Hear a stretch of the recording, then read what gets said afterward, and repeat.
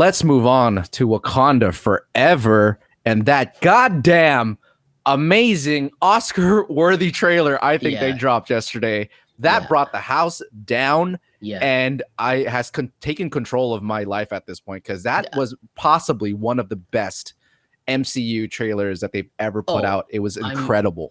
That is hands down the best MCU trailer in the last 5 or 6 years. Pizza time.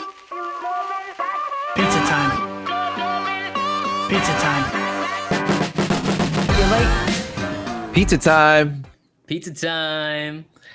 Alex, I keep asking you every week how you're doing, but I don't even have to ask you today, don't I? I don't have to ask you because I know how you're feeling. I'm feeling great. But go ahead, say it. Yeah, you do. Yeah, I'm great. I mean, look, we got a new background. We got a new background. Yeah, let's start with that. Hold up. Let's show a big wide shot of that beauty right there. Big shout out to my fiance helping put all this together. Olivia, thank you. Yeah, designing it looks great. All about got Comic-Con over there. Got Spidey got this great thing. It's so tiny. Yeah, it's Spidey. It's so small. It's so small. That's the letters that came with the sign, people. Okay, I can't do anything about it.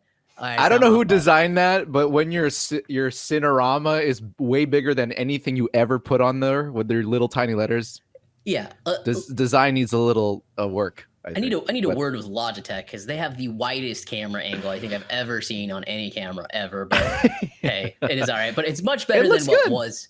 It shows off your background. Yeah, that's what they're made for. It's to show this beautiful background that you made there. I mean, it looks great. Great job, guys. Thank you. Very, very cool. It's quite the step up from from last week. I want to put it side by side just if people haven't been like visually watching.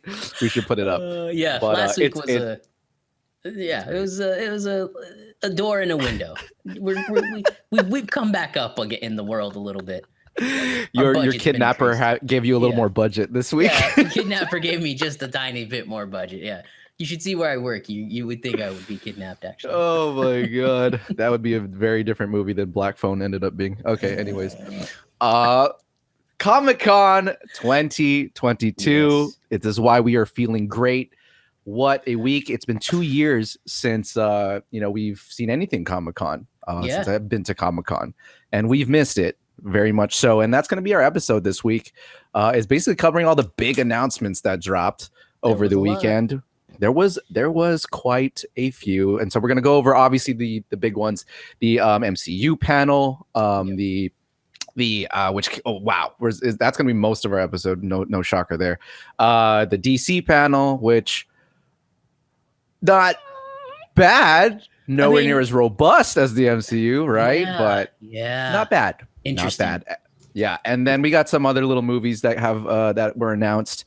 I think we're gonna go over some John Wick and maybe some Dungeons and Dragons that dropped. But as you all know, the main episode is probably gonna be these superhero films because they're not going away. Based on this list that we're about to go over, this is not going away anytime soon. I keep messing up my who I'm going to. I keep going to you. I think it's because I just want to keep seeing your background. Jesus, here we go. All right. So let's just get into it. Yeah. Okay. Let's start off with the MCU panel. So much was given this yesterday. Basically, overall, Kevin Feige came out and was like, I hear you guys. Yeah. We've heard that you're a little frustrated. You don't know where this is all going. IGN, maybe you had something to do with that with your post because you're like one of the major outlets that actually dared to say anything about it, which was great. Thank you. But yeah, they came out and they detailed the end of phase 4, what's left, all of phase 5 and phase 6. Well, when I say all, that's rough because they may add some stuff, and considering where we're going, phase 6 is ending, right? We know how phase 6 is ending, so pretty big. So we'll go over that really quick. I'm just gonna really quickly go over everything that was covered, and then we'll go through it one by one. Yeah, just so anybody who didn't manage to get it, we'll get it. So here we go. Ready? Ready. I'm gonna take a deep breath. All right, end of phase 4 coming up this year is rounding out phase 4. She-Hulk coming out very, very soon. Wakanda Forever, November. That's it. That's phase 4. That's ending phase 4. Finally, we know where that buttons up. Yep. Now phase 5, which starts early next year, is going to begin with Ant-Man and the Wasp: Quantumania, which we knew about already. In the spring, Secret Invasion Disney Plus show with Jackson Mr. Fury coming back, running that. That should be pretty cool. Guardians of the Galaxy Volume 3 coming out that May. Lots of stuff to go over there, though they did not show us the trailer to the civilians. Very frustrating. Lots of stuff to talk about there. Then after that, 2 more Disney Plus shows in the summer: Echo, which we knew about, and Loki Season 2, which we knew about. Very cool stuff. Very excited. Everybody, by the way, I watched the panel for this. I think Loki Season 2 got like the biggest roar out of almost everything here, which just makes sense. Hype. It should be. It's important, right? And that's your favorite show, and it's like it's very high on my list too. So I was very excited. After that, we got The Marvels, the sequel to Captain Marvel, as we all know, for that too. Then Blade. Finally, some news on there. I really wish they dropped a little more there, but all we got was basically when it was coming out. Right. In the fall, Disney Plus yet again, Ironheart with that Riri Williams, first Disney Plus show with that. That should be cool. And then in the winter, Agatha, Coven of Chaos. Cool. I don't know. Cool. I don't know what the hell's that going to be about. But okay, sure. Yeah. The big one. Go. What? My guess is she will figure out a way to bring back the Scarlet Witch. My guess is Scarlet Witch her new bestie. The Scarlet Witch has been dragged to hell somehow or something like that, and that's how she will be brought back into the fold. Because we're not done with Wanda. We all know we're not done with Wanda, so that'll be cool. Yes, okay, that's great. I love that. Okay, cool idea. Then one of the bigger drops for Disney Plus, particularly. Yep, you're getting it. Spring, Daredevil, Born Again. Huge. We're gonna get into that a little later, but that's big for any Daredevil fans. This is gonna be big. And then another big announcement for May of 24. Oh, by the way, we're in 24 now. I'm sorry. We start off with Daredevil Born Again in 24 in the spring, and then in May for the summer, Captain America 4: New World Order, which we saw with the title leak, and this was confirmed. Yeah. So there you go. And then to round off Phase 5, which ends near the end of 24, midway, July is Thunderbolts, which we've also kind of known was coming. Yeah. The big villain, not villain, I will say like what do you call them? Semi-hero, anti-villain team up. We can call them the Suicide Squad for Marvel. The Suicide Squad for Marvel. Thank you. That's the perfect way to put it. Just for the Thunderbolts. Yes. So that rounds out Phase 5. Now Phase 6, this one is going to take over basically all of 2025. We only know 3 titles, but there are a total of 11 that were announced on the slate that we saw on screen. But the 3 that we know, Fantastic Four, which we knew was coming. Which will kick off Phase 4. 5, which will kick 6. off Phase 6. Jesus. God. Phase 6, yeah. And then the 2 huge announcements. 2 new Avengers films coming out in the same year. Only in the same year. It's the shortest distance between 2 huge Avengers films thus far, even between Infinity War and Endgame, which only took a year. This is now 6 months apart. This is Avengers: The Kang Dynasty coming out in May that summer, and then Avengers: Secret Wars in November of 2025. Feige, thank you. As I disappear into the quantum realm. Before we start, what did you think of the panel? What did you think of hearing all of this? Just your quick thoughts on sort of the whole thing. Are you excited? Man. I think that I'm very excited. I have a little bit more faith, and like the biggest thing that stuck out to me is this is over by 2026. This is 4 years away. It's fast. So it's fast. It's coming at you fast. It's coming at you quick. And I think Feige heard the complaints because it wasn't just us. You know, when places like IGN and Kotaku and The Verge all start to write about it and say, hey, Phase 4 kind of feels lost. We don't know where we're going. There's too many teases. There's too much going on.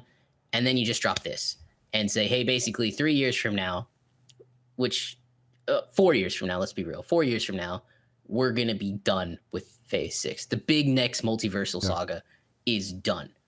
So, and I forgot to mention that they officially titled Phase 4 through 6, which is, as you just said, the multiverse saga, which was big surprise. That's obvious. Anyways, I'm excited. I'm excited about it. I feel much better knowing that we have a direction now.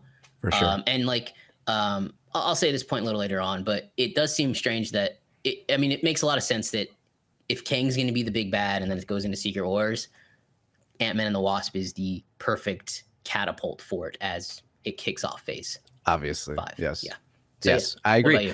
No, I'm the same way. This is, I think, what we've been needing, obviously, for a while, because we're sort of aimless. That being said, we're still a little aimless. Like we still don't know exactly how this is all going to tie together. And the one thing that has been backed up by this entire slate vomit is that there's so many moving parts. We're going to get still so much stuff, more than that we've ever gotten in the MCU before. And so how does this all come together by the end of it in the Kang Dynasty and Secret Wars? Well, that still remains to be seen, but at least we know in Secret Wars that, you know, a lot of villains and a lot of heroes are, if they follow the comics, are supposed to meet up together. And there's a lot of work to be done still, based on who is in that comic, and we'll get into that a little later. But but yeah, overall, obviously, this is really what we needed. It's nowhere near as concrete and foundationally sturdy, I think, as again phase 1 and 3, but it's something. So thank you. We know this must be hard to like do and make and execute. So at least they've given us something to look forward to. So great job. I guess this is what that fancy retreat was. That they had like 2 months ago, or the hell they went into the mountains and in their secret freaking laboratory where they do it. To be the fly on the wall in that would be amazing. I'm telling you, I hope they make a documentary of that. I hope they had people filming that inside, because it'll be freaking awesome. Anyways, okay, let's dive deeper into this. Let's go off with phase 4. Let's finish this off. We got a She-Hulk trailer and the Wakanda Forever trailer. The Wanda trailer. That'd be pretty interesting. Those were the only 2 trailers released, right? To my knowledge. Well, there was the Guardians trailer, but it's not to the public. So, but those are the 2 trailers we got from the MCU. And as much as I want to talk about Wakanda Forever first, because let's do Lord, She-Hulk first. Let's go in order, and let's give She-Hulk its due, because it's coming up first. So, She-Hulk trailer dropped.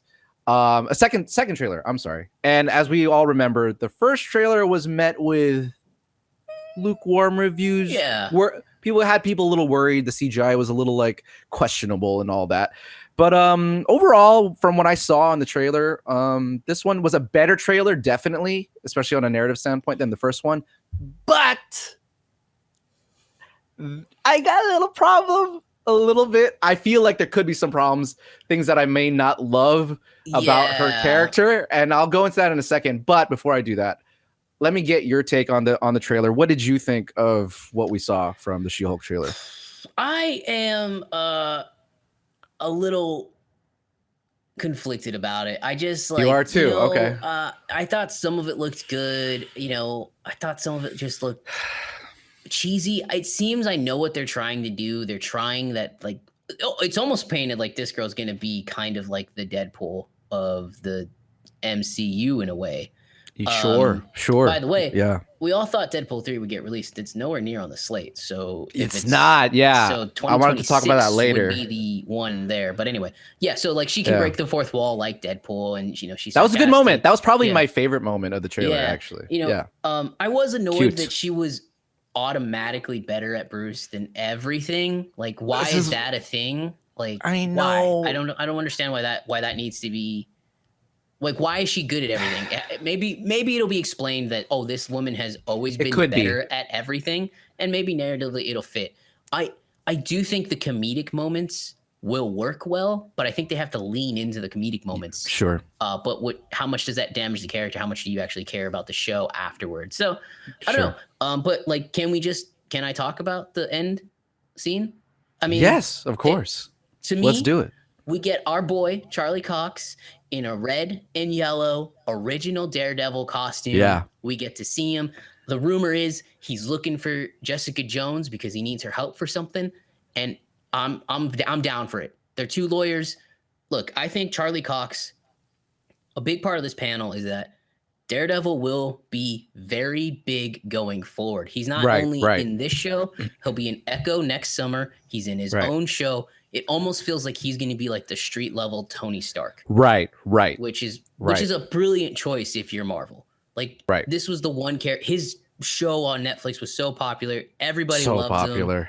Like it's a slam dunk. The casting was perfect. So yeah, the trailer, back to She-Hulk, the trailer itself, that one moment was enough to make me excited. I won't lie. I'm like, great. Has nothing to do with She-Hulk, but okay. Yeah. I'm going to watch this and I'm going to be grumpy after every episode until I see Charlie Cox. But, well, wait, until I see Daredevil, see Charlie Cox. No, the same. You got it. Yeah. Oh, Jesus. Well. Yeah, sorry. Anyway. That's another show. I'd watch it. Well, anyway, but no, it looks okay.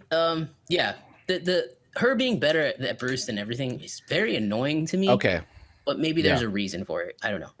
That's the big thing that I was really bothered by, as you know, because it seems like the sort of new this is the modern Disney woman, according to Disney. Yes, is here again, and I'm just like, really, I got bothered by those scenes because and it's so blatant.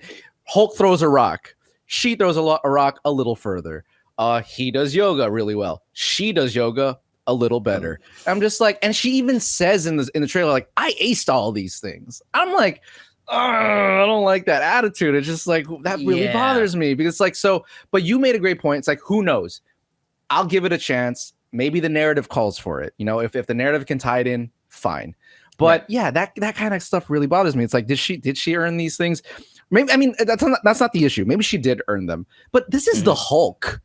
Right. This is the Hulk. The fucking green big guy who we've loved, who we've seen do insane shit. Like he is one of the strongest freaking Avengers. And then in two scenes, it's just like, nope, I'm better. Nope, I'm better. I'm like, that rubs me the wrong way. Come on, please. Really, Marvel. Yeah. God. So I don't know. That stuff really bothers me. Yeah, I agree. But we'll see. Again, maybe they're cousins, and maybe she's always been better than Bruce at everything, and maybe that's how it's gonna continue to be, and maybe that's the narrative that'll continue. But as long as the character's fleshed out, I'm good. Yeah. But we'll see. Sure, we'll see. We'll see. I'll give it the chance. But that stuff does bother me. We'll see how they've handled it. They haven't really handled it well, in my opinion, lately. So that makes me worried.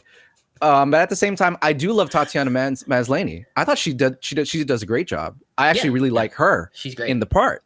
She's a great actress.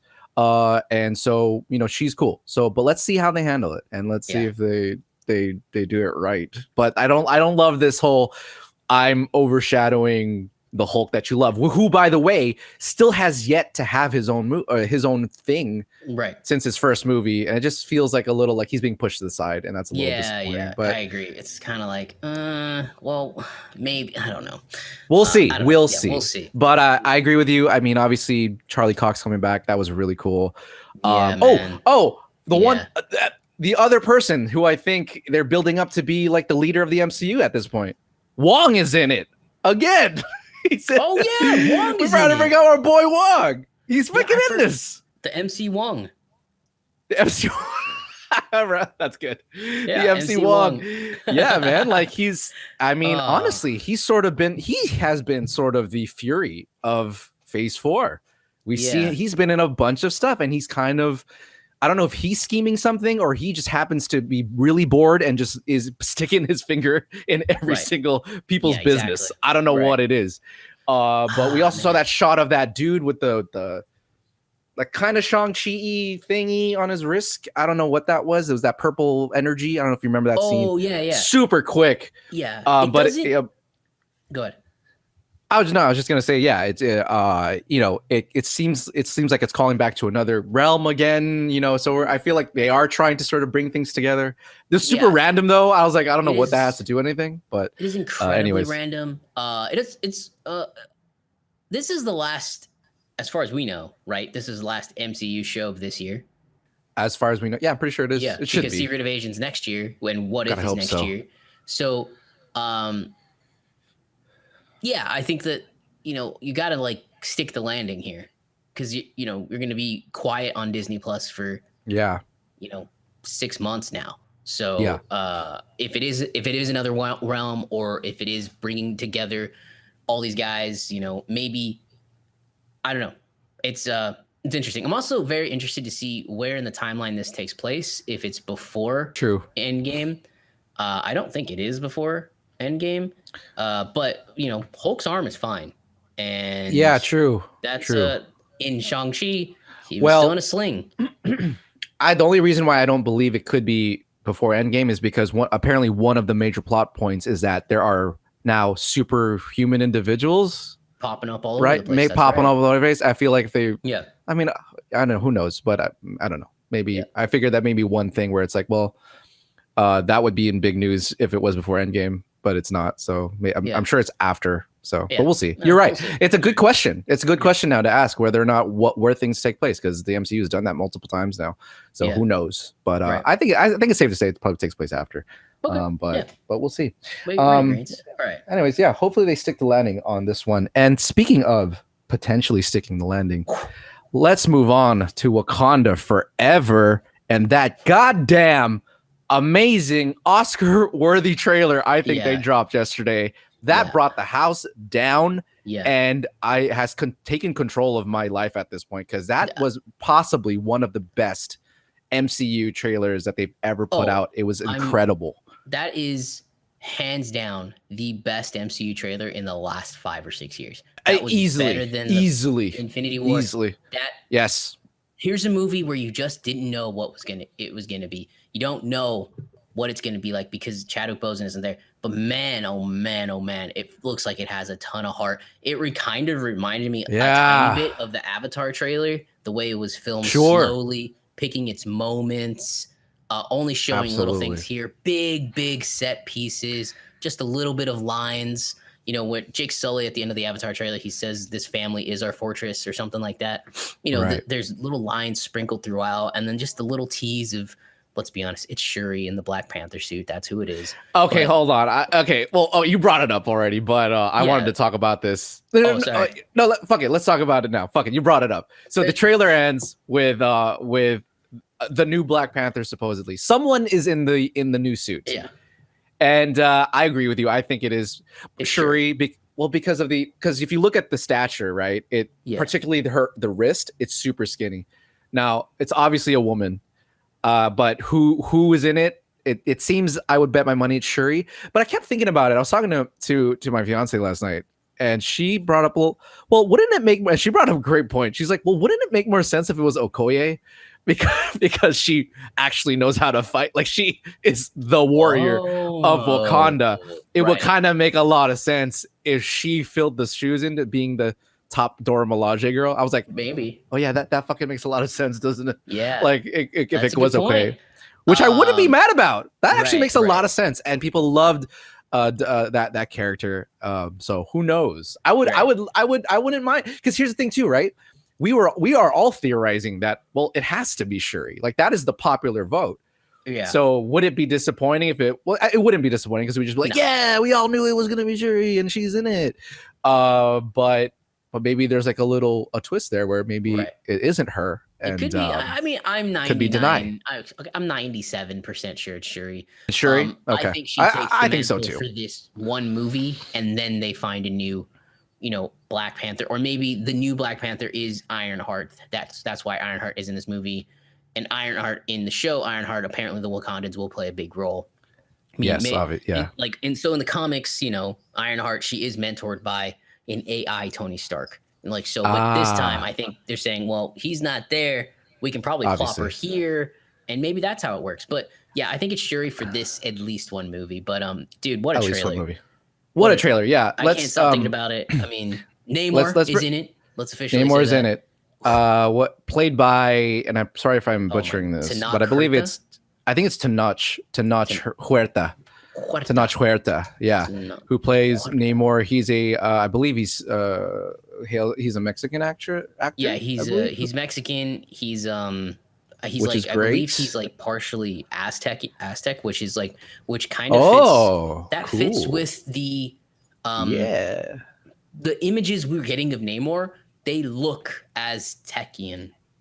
I don't really know how to say that, but like I don't know how. Like I grew up in El Paso, Texas. So like my Mexican history, it was part of school. So like we learned a lot about the Aztecs. We learned a lot about how they built Mexico City and how they built all those pyramids, and so it really does look like that, and that makes me insanely excited to see that on screen because some of the imagery reminded me of what I saw in the textbooks when I was younger and that's awesome. Growing up and stuff like that. So yeah, man, it was really, really cool to see. That's exciting. Yeah. So yeah, I'm excited to see that because there's a shot where I believe it's Angela Bassett. Oh, it might be Okoye, not Okoye. What's his girlfriend's name? Naomi. Nakia. Sorry, Nakia. Do we get it? Specific. Nakia. No, it's Nakia. Okay. So there is a shot where she's like standing, and you see the like almost an Aztecian pyramid behind her. So clearly she's on, the Atlantean land, wherever that is. Oh, but before you move forward, I want to first of all I want to say I don't know too much about the differences between Aztec and Mayans. Besides, I learned them in like elementary school, but it does say that his people are connected to the Mayans. This is from Wikipedia. Is that his people are actually connected to the Mayans? So, anyways, I just want to clear that up. Apples and oranges. No, you're right. They're very potato to me because I don't really know the specifics. But yeah, Mayans, Aztec, ancient people, whatever. But it is apparently Mayan, and he learned Mayan for the role apparently, according to Wiki. Anyways, keep going because this is interesting. That's fucking insane. Because I don't know nothing about this. This is great. But yeah, it's very, very cool. The main difference between Aztec and Mayan is that Aztec civilization was in central Mexico from 14th to 16th century. The Mayan Empire branched all over the vast territory of northern and Central America from 2600 BC. So they're almost the same. That's the big difference. So yeah, okay, cool. So yeah, I wasn't too far off. But yeah, all of it was like super cool to watch and see all that and like the imagery. And you texted me last night saying they hired a new cinematographer for this movie. They did. You want to talk about that? Sure. Yeah. I believe it's hard now because on Wikipedia they took out gender pronouns. She. It's a she. Her name is Autumn Arkapow, I believe.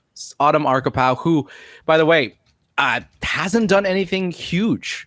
She did do Loki. That's the biggest one that she's done. She's what she's most known for. And then before that, the movie Palo Alto, with James Franco and Emma Roberts, which, yeah, those are like the hugest things. But other than that, she's not like a huge cinematographer like others that we've had before. So it was pleasant to know that they're giving this person a big tentpole movie. And I gotta tell you, man, a huge visual upgrade from the first film. Yes. I don't know if it's her or if it's the more there's some more budget or whatever, but the visuals in this freaking trailer are insane. They're really good. They're beautiful. Yeah, this woman's got it, man. She is. I don't know what it is. Talented. They like So the lighting. Again, the first movie cost $200 million, which isn't cheap. But you can tell it's like they spent a lot of money on the sets and the outfits and stuff like that. But here it seems like the money was spent. I don't know what the budget is. I'm sure it was like 275, maybe. I believe it's like 200 still something, probably a little more than 200. But it looks more well spread out, and this is what a good cinematographer in cinema can do for you.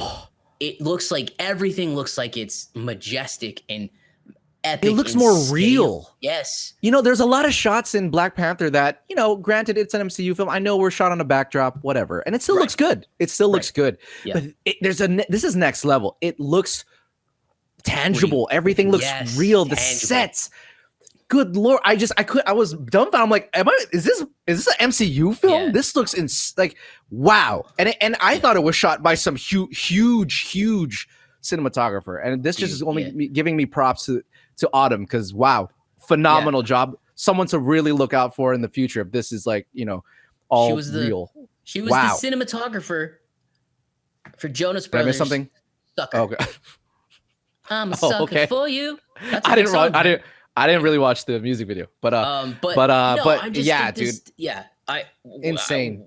The imagery in this is absolutely amazing, and like the shot with the baby. Yes. In the which I can only imagine was in the water, like, and the umbilical cord. I mean, that's just like, dude, what the shot is for this shot. National Geographic? Like what? Shot for shot, you could put this up against Avatar 2 trailer, which was a beautifully filmed trailer. There's 3 trailers right now that I know are like up top for cinematography this year, and that's Avatar. That's now this, and probably Mission. I was gonna say Mission Impossible: Dead Reckoning. That's next year. That's next year. But that's the greatest, like some of the greatest cinematography I've seen this year in the trailer, at least. Incredible visuals. So, wow. Autumn Arkapow. Well, very sorry if we don't say your name wrong. Yeah. A huge name. Right. Dude, absolutely beautiful, amazingly well done trailer.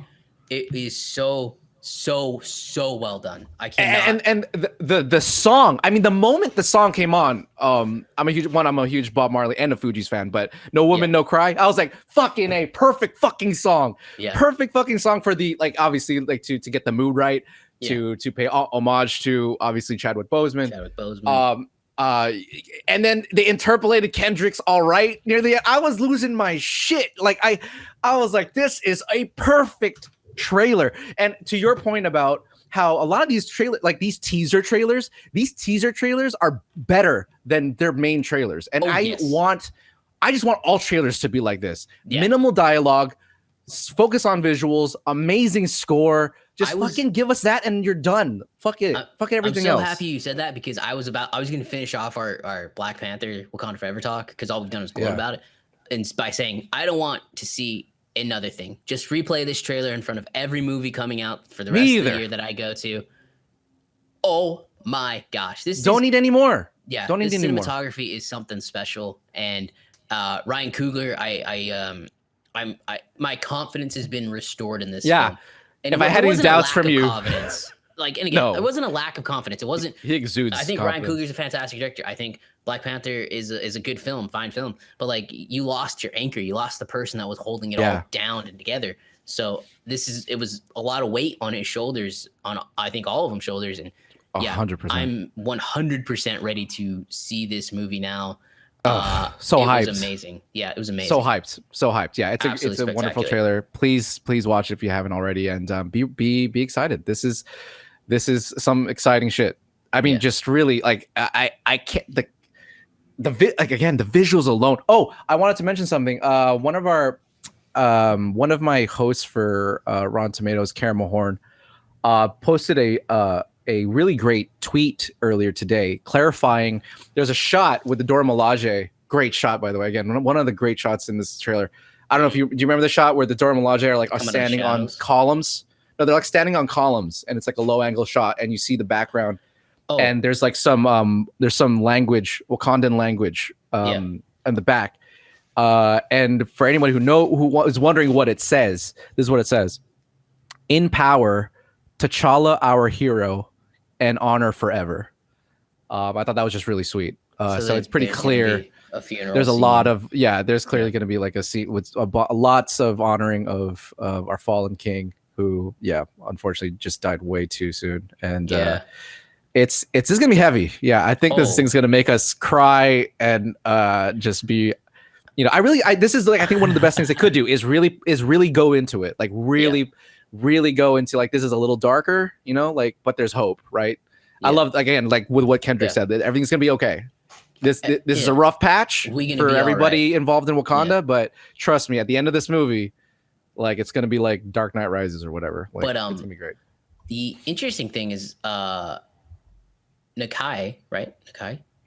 Nakia. So sorry. Okay. She's pregnant. Right? What? They tease. I don't know. Hint. Wait, I what? That's what they're hinting. What? Because you see an image of her, then you see an image of the belly, or unless that was supposed to be. No, that's the. Is it, I took that as to be. I don't see their faces, so I don't know. I'm assuming that's her. I saw water, so I was like, well, that's. I'm assuming that's T'Challa's son. Well, shit. I don't know. Now, I mean, hold on. That's huge. You're talking about the baby shot, right? Yeah. Let's just see. Is that the baby shot? Is that what you're talking about? I mean, I do remember the tummy that you're talking about. Is that Nakia? Hold up. Dude, if that's like near the end. Oh, wait, fuck, you're right. Wait, no. Hold on. Bro. Okay, hold on. So Nakia opens the trailer up. She's wearing a greenish outfit. And then in that shot later, where's that fucking shot? Right here. Lupita Nyong'o, right? At 50 seconds? Yeah. I don't know. That doesn't look like her, man. The white shot? You don't think look that's at the her? White shot. It doesn't look like her to me, at least. I don't know. But I can't see. That's the beautiful thing. Is like I can't really tell which people we're looking at in this. Yeah, it's a good little kind of. But I mean, they're like underwater. They're like breathing. So like they're gonna like I don't know. I don't know, man. Man, look at this fucking film, man. The color looks great. It's almost like very Terrence Malick-y in a sense. You know what I mean? Like it's just like the nature and like the imagery of like the sun, and it's very like circle of life. This shot of I think this is Namor in front of that ball. A lot of like great silhouette shots, man. Like what the fuck? 6 details you might have missed. They're saying, yeah, it could be her. That's pregnant. Yeah. That's interesting. All right. That's like the word of this trailer. Anyways. Oh man. Go. What else? What else you got? I'll continue to talk about this trailer. They really took their time doing it. Namor did it right. I don't know the trailer house that did it. I'm assuming it was motion. They do a lot of the. It's probably motion. They do well edited. Yeah. But dude, the coloring in this, the last shot with the Dora Milaje like over the water. Look at that shot. The colors are so beautiful. It's like amazing. A shot like that normally would look so like shot on a stage, but for whatever reason, it looks so much more real. Like that was shot on CGI, but it looks so good. Like like far away beyond what we saw in Black Widow with that shot with the CGI there. Like this makes Black Widow look like shit. For sure. Where she says, "Don't do it." Oh my god! Marvel took its time. They did it right. I mean, I can't wait. It just looks fantastic. It looks like it's possibly one of the best looking Marvel film shot to this day for sure. Yeah. Whew. God damn, it looks really good. Anyways, okay, we could go on for another probably freaking hour on this trailer, but we got to move on. There's so much more to cover. Let's move on, shall we, to Phase 5, the slate that was announced. And this is a doozy. There's 12 titles, a mixture of both the movies that we're going to see and the Disney Plus shows. That's 12. That's 12 things happening in the year of 23 next year to 24. That's it. To about 24. So and that's a lot. No. It's through February through July of 24. So right. It's a year and a half. A year and a half. We're getting 12 things in an entire phase in a year and a half. That's insane. It's a lot. Like think about that. Like yeah. The Phase 3 was what? 4 years? Yeah, 4 years, and that had a lot. That had about as many titles too, like about 11. But this is now there's shows now too, so it's like, woo. Anyway, so 12 titles. Yeah. Let's start off with the top one. There's really only 2 big ones that we can really talk about a lot of, and that's one of them is Ant-Man and the Wasp: Quantumania. Footage was shown and some concept art, which was available to the audience, which is great. It showed off the new suits of Scott Lang. Dude, the names between the actors. So Scott Lang, what am I forgetting her name? Hope Van Dyne. Scott Lang, Hope Van Dyne, and then Scott's daughter, Cassie Lang, played now by a new actress. I think it's been going through like 5 actresses now. Catherine Newton. Which is different from the one that we saw in Endgame, by the way. So not the same actress, but okay, sounds good. And they brought out Jonathan Majors, who is obviously going to be the villain, playing Kang. Yeah. And they didn't give out too much based on the panel. Like they really had a hard time actually speaking about the details of the narrative. Like Paul was having a very difficult time. He was like, I don't know what I can say. Something about a book that Scott's reading, and like that was it. Yeah. And I was like, shit. There's like, wow, there's a lot happening here in this movie, probably. But yeah, as little as we got, it was cool to see that happen.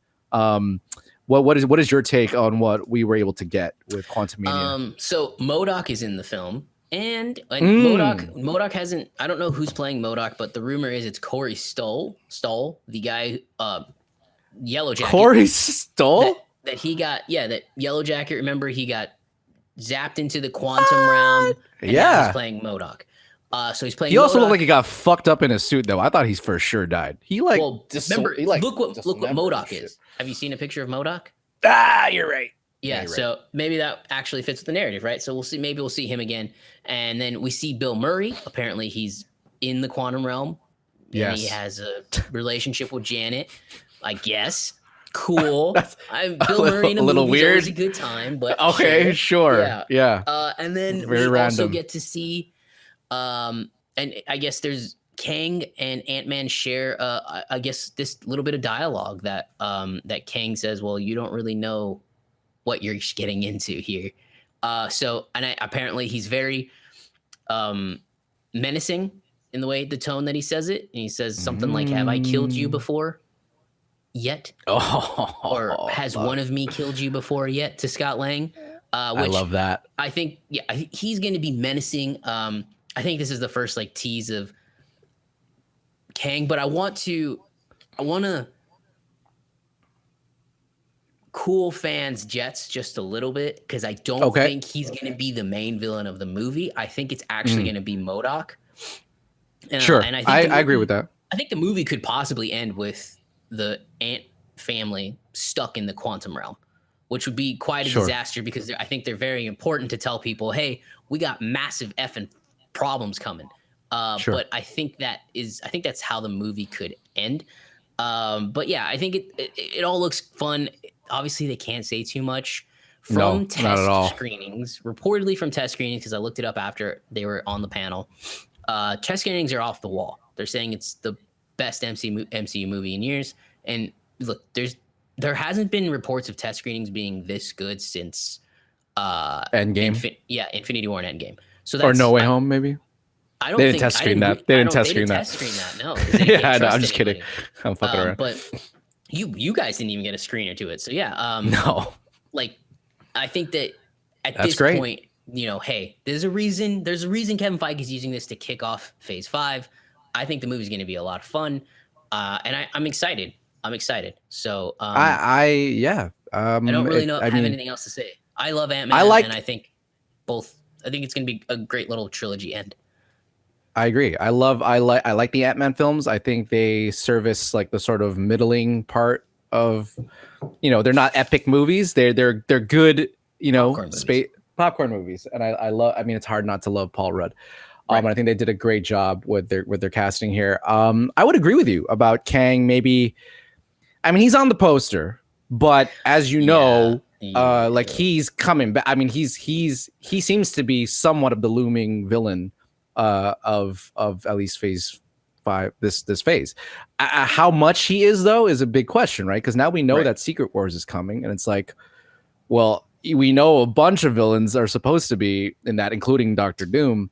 So it's a matter of are they building up one threat, or are they building up this even larger thing? Again, with Secret Wars, it's hard to think that it's not that. But I don't know. We'll see. Either way, I love him. So I got money on Doctor Doom making an appearance in Black Panther. In Black Panther, interesting. Or some sort of connection to it. Why do you say so?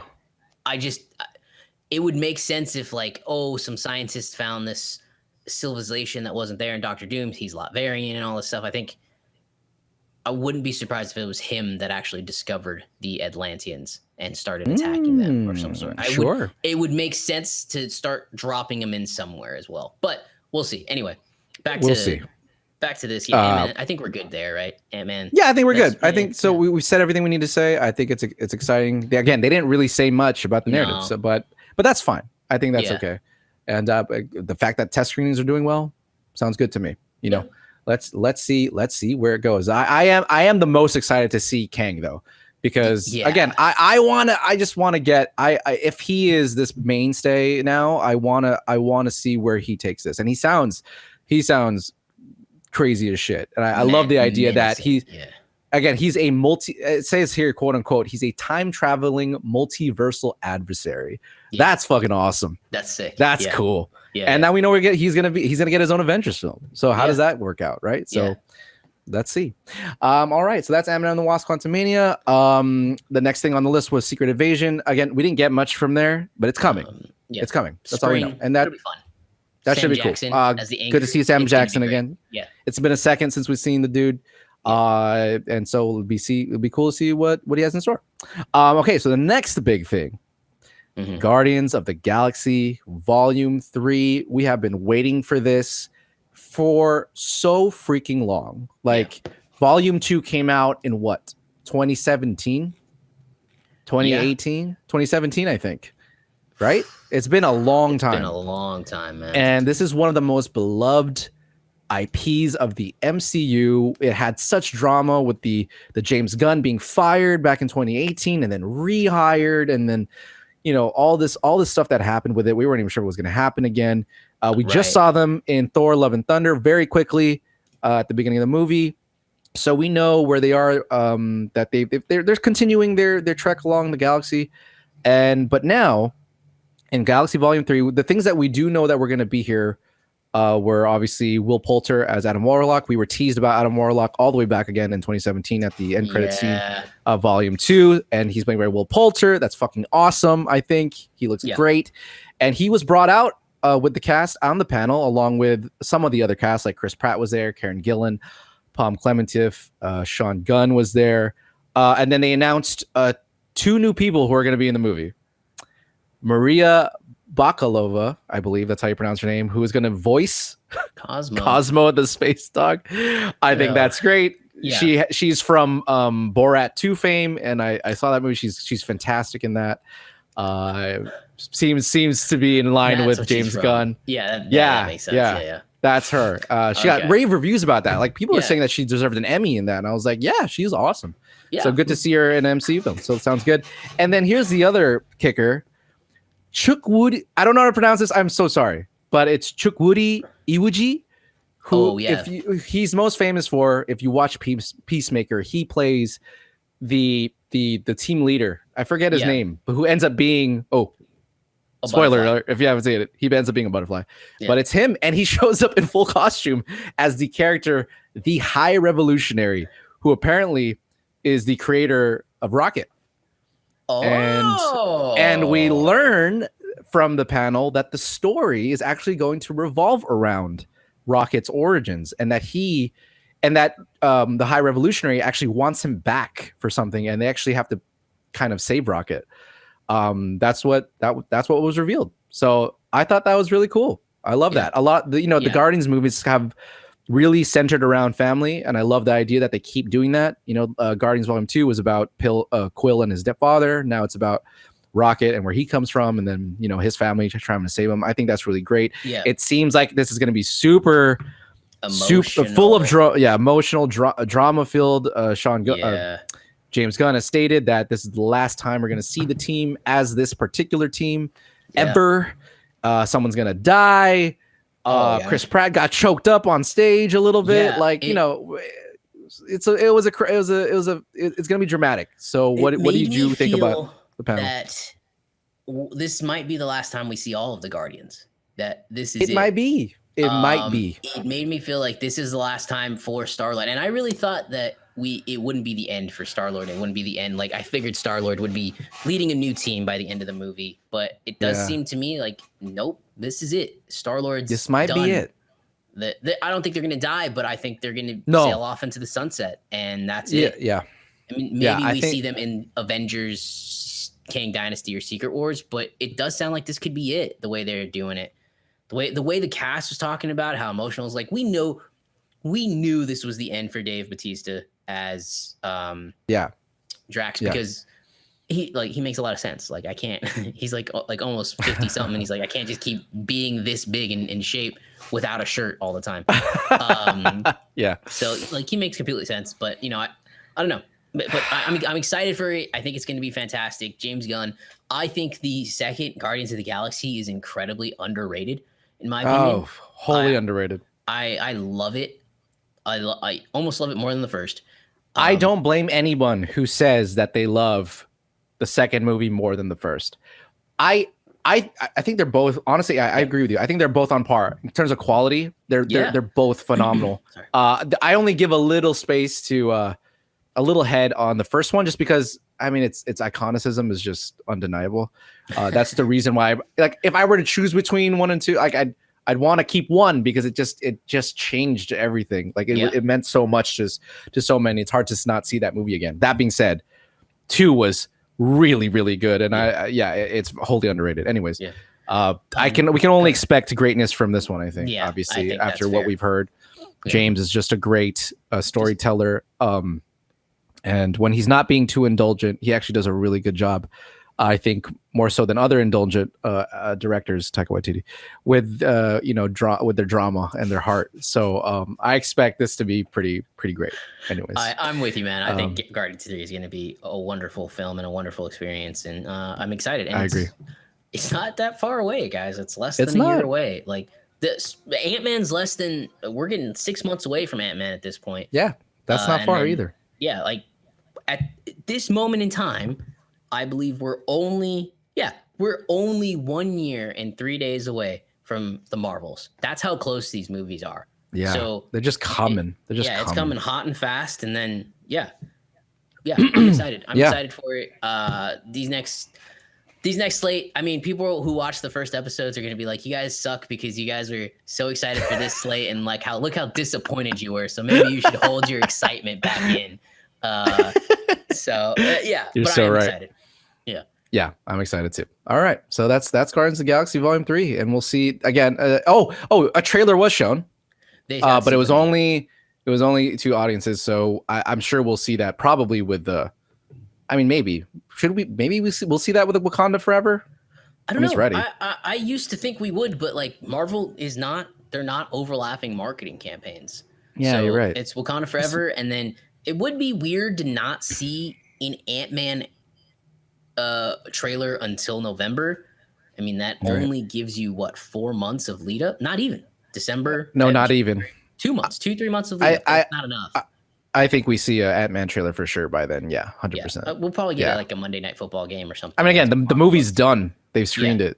Like they gotta get us on there pretty. They have test screenings done. The movie was wrapped January of this year. So the movie's been done. It's in heavy post-production. It's done. So it's done. So I guess we're gonna see that. Yeah, they are a little ahead. Well, I mean, again, thanks to the pandemic. So those are ready. So we're bound to see those soon. At the same time, we didn't get a fucking third trailer until the 9th hour or the 12th hour. So it's like, okay, well, who knows? But it was like 2 I'm pretty out, sure. So I'm pretty sure we're okay with these 2. Anyways, Thor's name carries a lot further than Ant-Man. It does. So. All right, let's move on to there's like we can quickly go over these ones really quick because there's a lot that we don't know about, but there's Echo that's coming in the summer. Alex is very excited for that. I don't know if I could care less, but we'll watch it. We'll see what happens. Yeah, we're fine. I don't know. Keep going. I don't need to explain myself. Okay, all right. But Loki season 2, that is something I think we can agree. We're very excited for. Yes.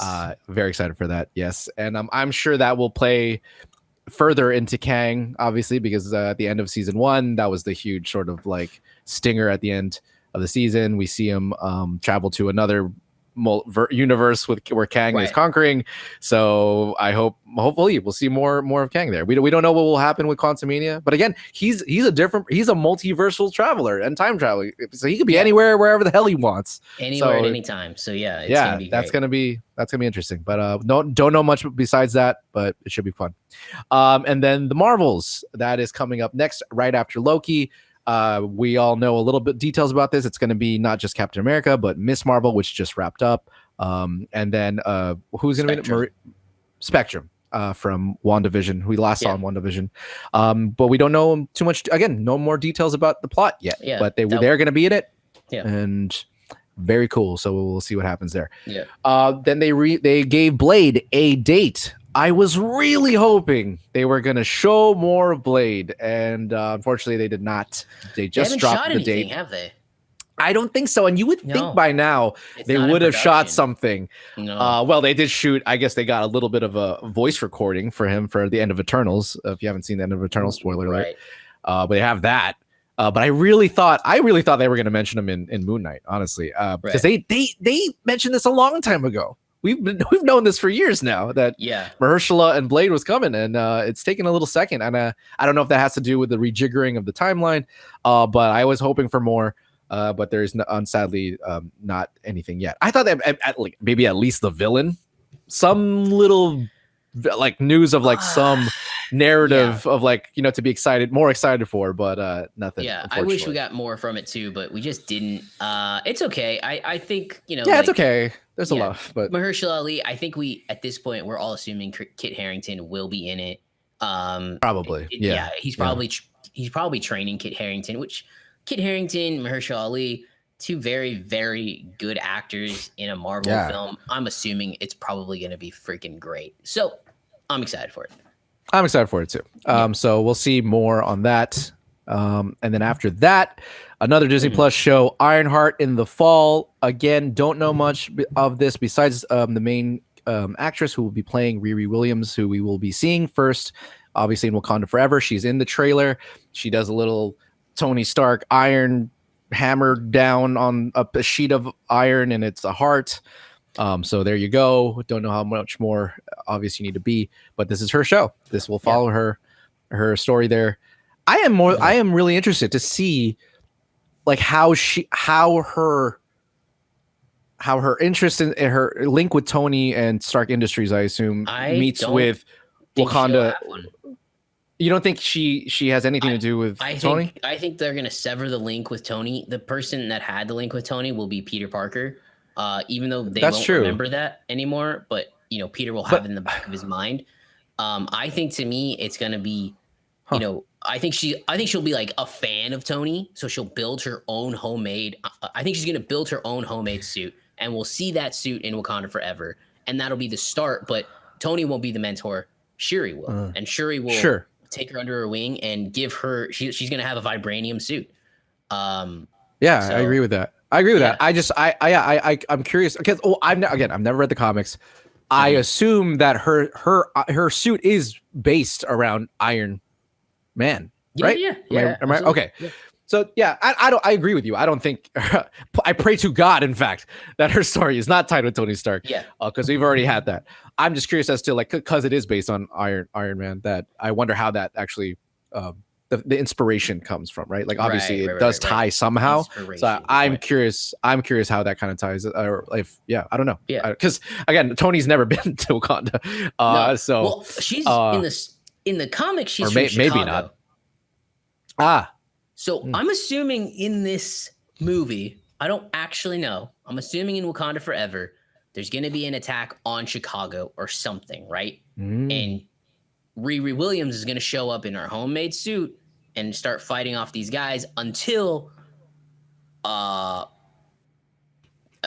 guess Shuri or somebody can come help her. But with that said, I don't even know if that's true because we didn't really see many shots of like cities. It was all these epic shots of Wakanda and wherever Atlantis. Atlantis is. Yeah, that takes Ed. I was like, what the fuck? Not Atlanta. Welcome to Atlanta, where the underwater. It's shit. You're right. I think so. I wouldn't be surprised if in fact they made Riri Williams somewhat related to the family in some way. You know, that's possible. Yeah, absolutely. You know, like she's in trouble, so the family go gets her. She lives in Chicago. I think that makes a lot of sense. Killmonger's long lost sister. Yeah, sure. Don't let what happened to me happen to my sister. Right. What my brother did was despicable, but I have a lot more heart. Okay, that's disgusting. Father. But it'll be something like that. That was almost. Are you saying Never mind. I'm not it's my Wakandan accent. Okay, for a second. Your Wakandan accent. I did give up on it. I did give up on it because I just did not want to put myself doing that on online. Not the best idea. Yeah, I'll practice it. No, I'm just kidding. I mean, you did last episode say something not so great about Mrs. Marvel and her Miss Marvel and her yoga pants and shit like that. So I mean, if that's where you draw the fucking line, Then sure, yeah, okay, whatever. I mean, whatever. You've never been censored before. Tell me it's not a yoga outfit. Tell me that it doesn't look like yoga. That's all I'm saying.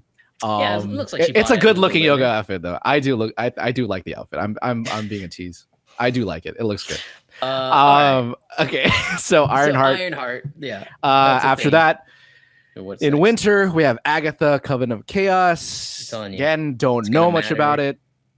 I like yours. I like your theory. I like that maybe she has to go find Wanda. Agatha is going to bring back Wanda in some respect. Sure. I cool. Sounds good. I think that's our strongest theory, and I wouldn't be surprised if it was. Well, at this point, it's not Doctor Strange, but someone is saying something to her. Hey, we need you to go find Wanda. You're the only other witch on the planet that we know. And of. I will say it is a little crazy that we have this show, like, because who thought Agatha would be a bit of a mainstay now? Because everyone just had such a strong response to her character, which is great. Fire, bro. That song was fire, man. Yeah, it was lit, as they say. It was great, and she was great. But I still find it hard to believe that. Oh wow, they like dedicated an entire show to her. That's great. That's enough cool. To get a show? Pretty crazy. Question mark. I mean, I don't know. I don't know, man. Yeah. So I agree with I'm you, very surprised. Very surprised. But maybe so. But I'm excited. We'll see what they do with it. I don't know if I love the title Coven of Chaos, but it seems a little either. It's a little weird. I don't know. But it's a little cheesy. But chaos magic. That's what Wanda uses. I mean, it's all sort of kind of puts it back together, and it basically gives Elizabeth Olsen, hey, here's about a year off before we need you filming again. Here's a year off. She worked hard. Yeah, she did a lot. Yeah. She did a lot. She had like a week off in between WandaVision and starting up production on Doctor Strange. Oh yeah, I know. Yeah, she worked hard. So good for her. Yeah. And we'll see what that story is about.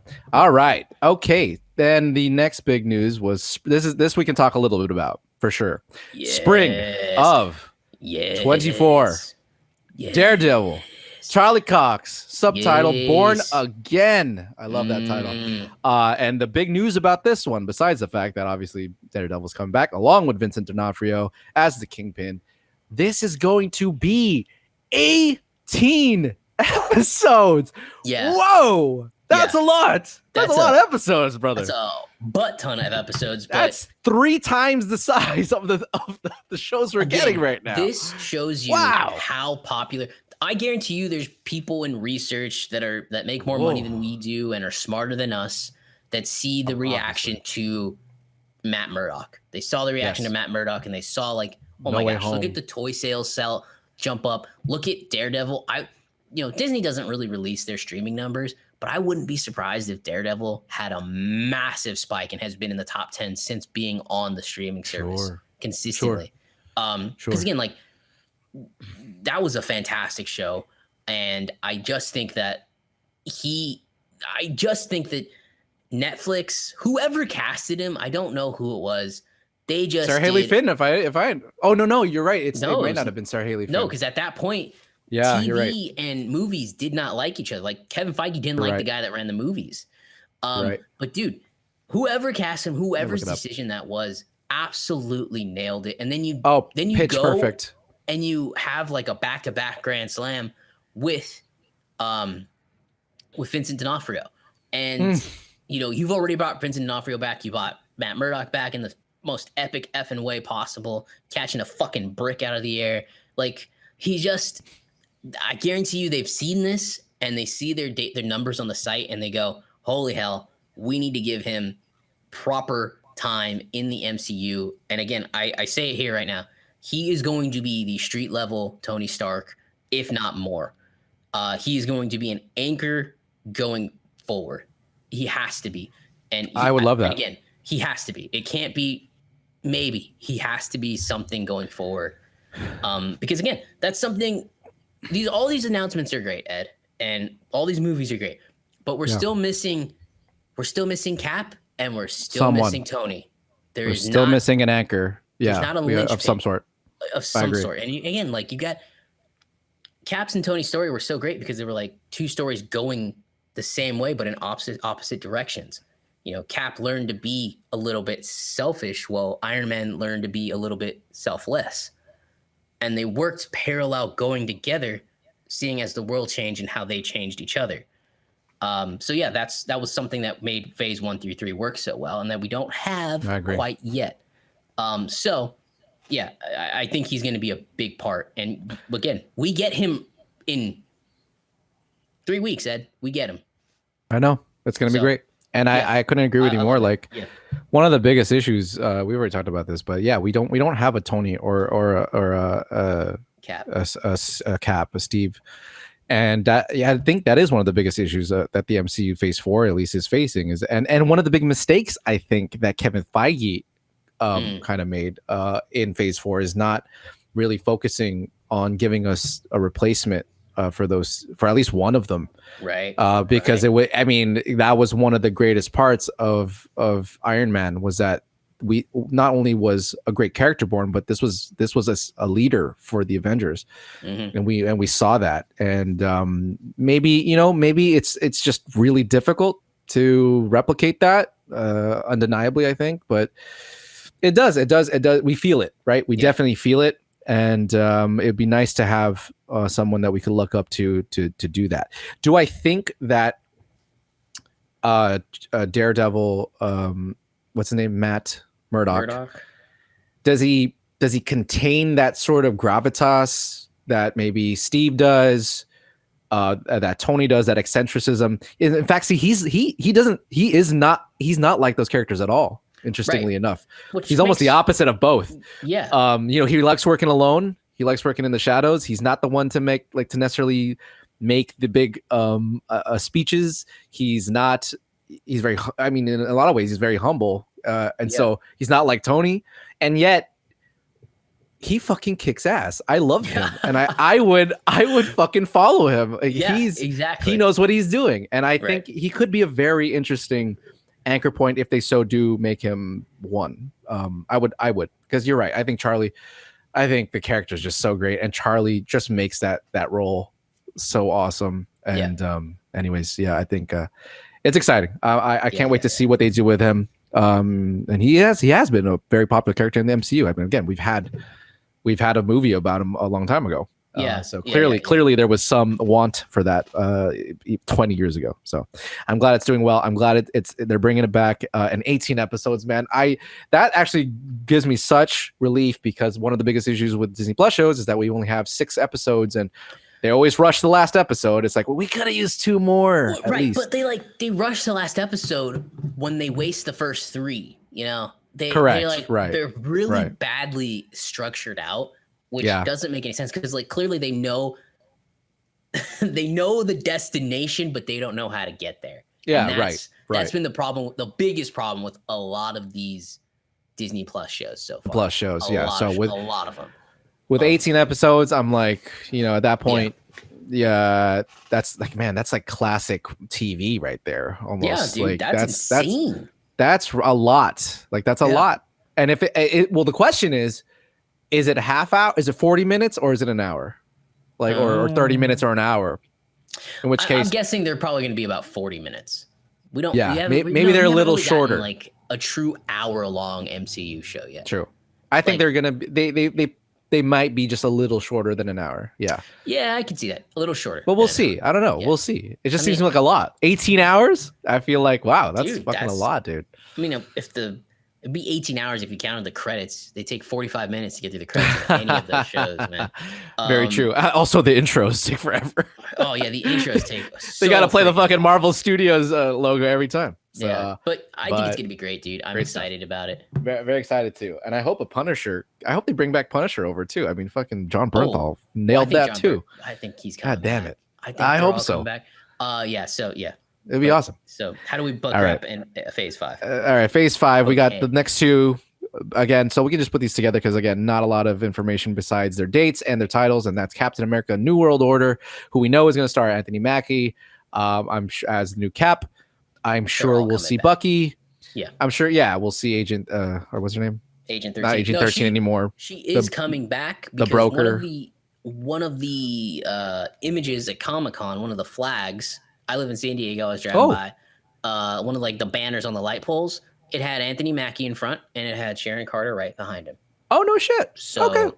Yeah, I mean, I figured. I'm there's no doubt. 99.9% sure she's coming back. What I really hope is that we get. I mean, we're gonna get Baron Zemo back in Thunderbolts, which only. And since that's the next movie, it would be very cool to see maybe a little bit of Baron Zemo in New World Order. But I have a hard time believing he'll be really in it if he's gonna be in Thunderbolts. What do you think? I think these two movies are gonna heavily connect to each other. Sure, I agree with that. Like 100%. Thunderbolts is John. What's his name? Shoot. U.S. agent. Let's call him U.S. agent. Wyatt Russell. Yeah. I know it's John Walker. Anyway, Walker. John Walker. John Walker. Thank you. Yeah. I think we'll see John Walker. I think in New World Order, I'm sure Captain America will be like the front and center of it, and they'll handle it kind of like Civil War, where it was still Cap's story. It was clearly very much still Cap's story. Sure. However, all these other characters were there, and I think these two movies, whatever the missions are in these two movies, they're going to really kind of cross over into each other. And I think this is going to be this is the end of phase 5. So my guess is that these are the Avengers 3.5 is what they are. Sure. I think you're these right. Two movies combined will be the Avengers 3.5. All the characters will kind of mesh into one. And then the Thunderbolts will go finish off whatever New World Order started. That's my theory. That's a great theory. I love that. I in fact, I think that makes a lot of sense. I think it would be really cool if this played like another Civil War-ish type, where it's like, oh crap, like, okay, Sokovia Accords were one thing. Now we got to make another thing. Like the world has to come together and be like, we had the snap. Now we got fucking witches and dragons and shit. We gotta think of something quick. I'm still waiting on the piece of dialogue at some point in one of these Marvel movies to go, has anyone ever wondered or asked, did we do the right thing? Right. That was Thanos right? I want a hero to say that. I want someone to say, maybe us taking Thanos off the board was the wrong thing to do. Look, this might be look what's happening. Worlds are falling apart.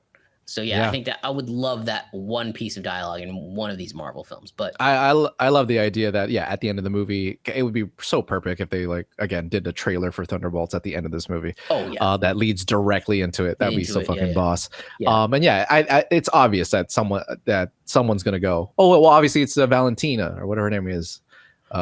She'll be like, we need this team. And I'll tell you why. Apparently her contract is very long with Marvel, so we'll be seeing really more of her. Okay, Julie Louis-Dreyfus. Yeah, she had a quote like a few months back, and she was saying, you'll see her again. Don't worry. There's Marvel's got their contracts worked out. I got quite well. 18 movies. 18 appearances left. So out of my 20. So I think we'll see quite a bit of her. And we're gonna need to see her have a scene with Nick Fury at one point too. Actually, now that I say that, she definitely probably will show up in Secret Invasion at some point. I wouldn't be surprised if we see. I think we know when Yelena will be back, Florence Pugh. So that's good. And Thunderbolts. Oh, can't wait for that. Yeah, and look, Thunderbolts. I don't know if Daredevil was ever part of Thunderbolts, but I do think Punisher was, and you could see Daredevil and Punisher in the show. Bro. And if Punisher's in Thunderbolts, I will lose my. That cast, dude. Think about that fucking cast. Holy shit! And those characters, Zemo, Yelena together. Punisher. I'm getting so excited. I'm getting so excited, dude. Like, you're right. It's like the Suicide Squad of the if this plays. I mean, I actually pray to God that it doesn't play like this, like the tone of the Suicide Squad. But I love the idea of anti-villains coming together and them, banding together to be heroes in some capacity. So, for the MCU. It's going to be great. Thunderbolts. I think it's pretty cool to see. Yeah. All right. Yeah. It doesn't sound like a great Phase 5 capper. I think we'd all want to see an Avengers film, but again, like you said, it could be. Maybe this will be the surprise. If it's these two movies put together and say, "Hey, we're gonna start." So Phase 5 starts off with Kang, and then other shit starts to unfold throughout Phase 5, and this is just a year after basically Phase 5 has started.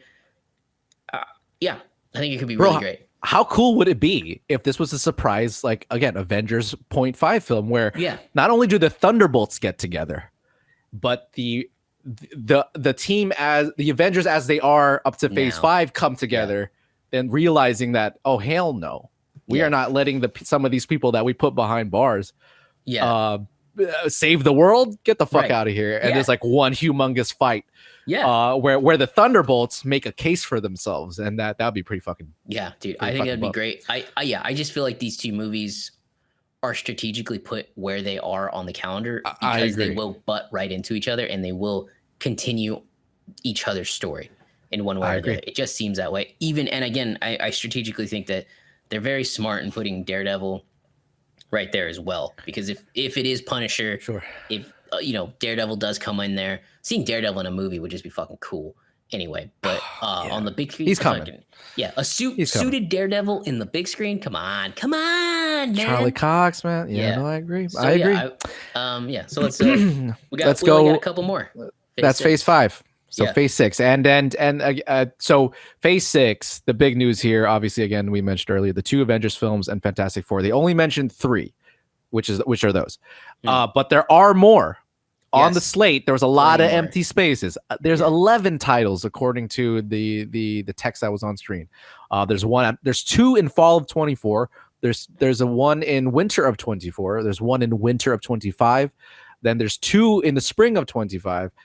Then there is 2 in the summer of 25. So there's a buttload more coming right before and in between these 2 huge Avengers, the Kang Dynasty and Avengers Secret Wars.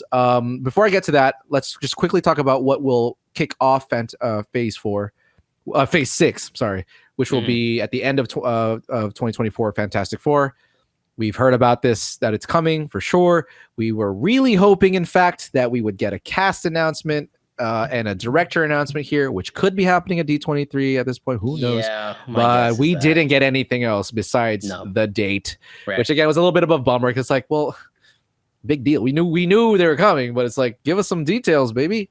We need some details on this bad boy. And it's less than. But it'll be 2 years out come November, which is not that far, believe it or not. No. So but it does bleed into a really interesting talk about these next 2 films. So Avengers: The Kang Dynasty and Avengers: Secret Wars. The biggest, first of all, fantastic. We finally have 2 Avengers movies to look forward to, and that we have a semblance of what everything could be heading towards. Now, one of the more interesting facts about these 2 films is how close they are, and the fact that they are in the same year. We haven't had this yet in the MCU. I mean, if you look back at Avengers: Infinity War and Endgame, those 2 films were announced in 2014. They started production in 2017. Both films, they shot more or less back to back. And it took them 2 years to produce until we got them in 2018 and 2019, year apart.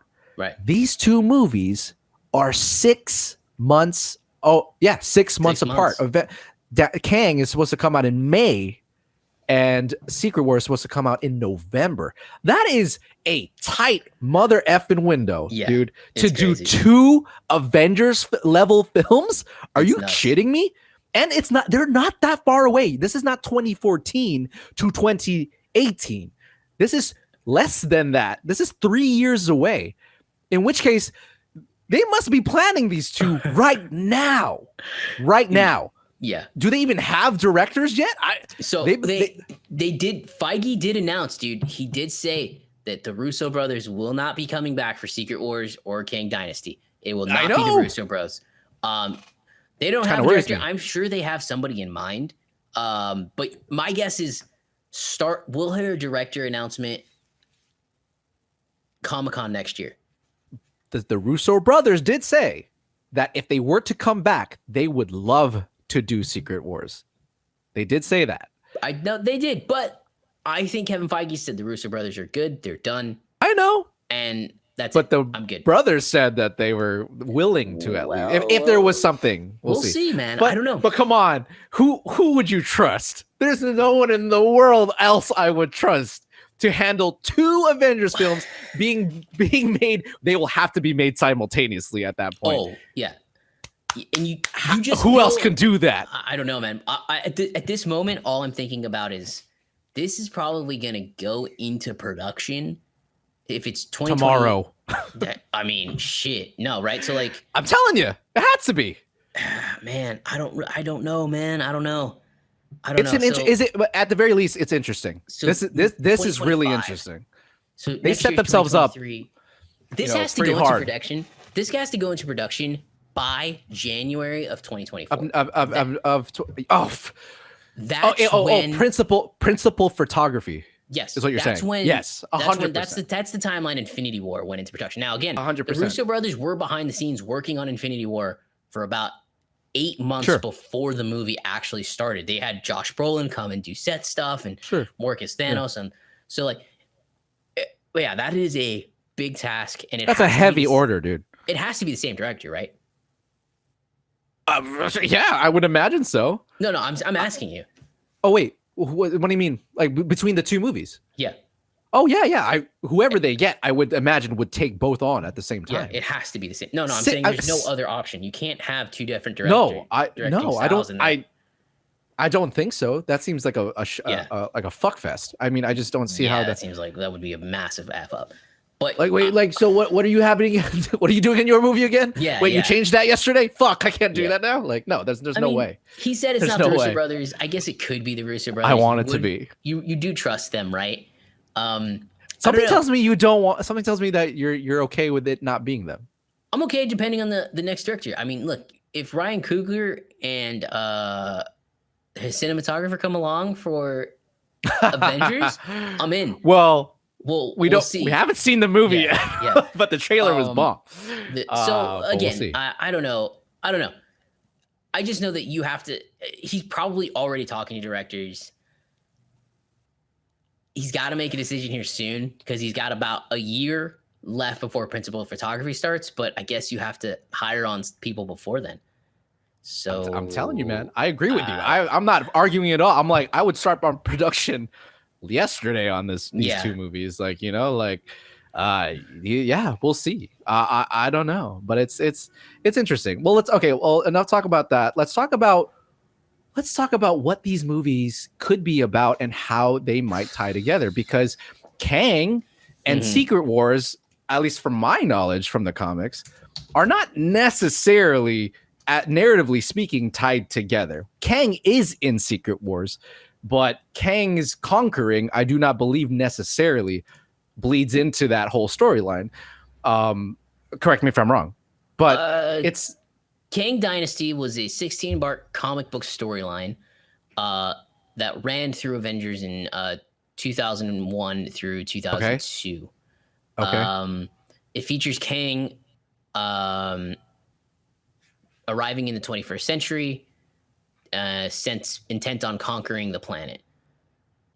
He is successful, and he is opposed and eventually defeated by the Avengers. So that's Kang that story coming through. But like, if Kang does this, I can see how they do it. Say they fight Kang, right?